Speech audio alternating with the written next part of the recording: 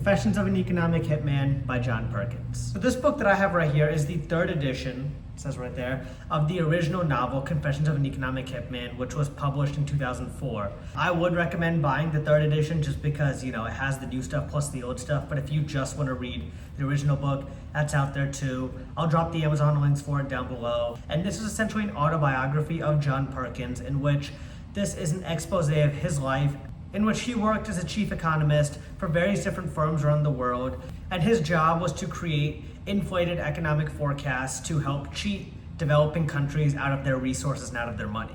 So John Perkins writes this whole book in essentially a novel form. I mean, it doesn't feel like you're reading somebody's autobiography. It really feels like you're reading a fiction novel, but it's all his real life. And he starts all the way from when he was a little kid, all the way detailing to how he got his first job working at a firm called Maine. And then he talks about the various different projects that he did for Maine, and then how he branched onto other different firms and started working for a bunch of different people and did lots of different stuff across his life. Perkins went on to do work in Indonesia, then he went to Panama and he helped with the Panama Canal. And basically this whole time he talks about him and his job title, which, he was a chief economist by title, but what he really was is an economic hitman, in which, like I said earlier, basically his job would go to be to, different developing countries, and he'd find ways for, these countries to undertake different infrastructure projects or different projects that he claimed would help boost the economies of the country. And then these projects would be done by loans from the World Bank and other private US companies, and then the companies that they used to contract would also be private US companies, and basically these loans would be structured in such a way that the country would not be able to pay it back, or the projects would take forever, and ultimately we would come to a point that the country that took these loans ended up being in debt, and that debt always fell towards the USA. And then the USA could leverage that debt, whether it was taking oil or other natural resources, or if there's a big UN vote coming up, they can say, we want you to vote this way and then we'll forgive your debt. I'd say for me that this book right here honestly completely changed the way that I thought about the world and how I thought about international politics.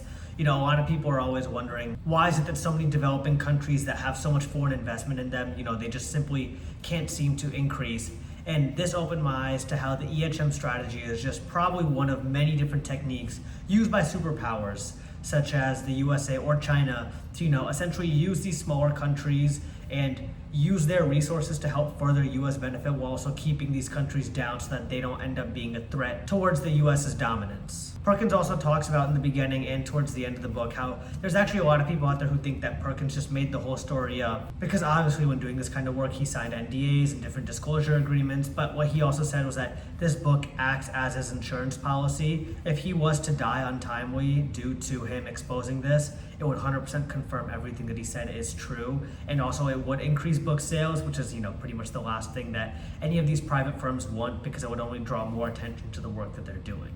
And then this being the third edition, Perkins has routinely kept updating this book, and now in this book, he talks about China's EHM strategy and how China is implementing a modern version of what he did back when he worked, and how China is using their modern EHM strategy to essentially climb the global rankings when it comes to dominance and power. And they're really using this through foreign investment and really beating out the USA right now in a lot of areas that really matter. I'm going to reach out to Mr. Perkins. I'm going to see if there's, any chance that we could somehow get him on the channel. I think it would be a huge get.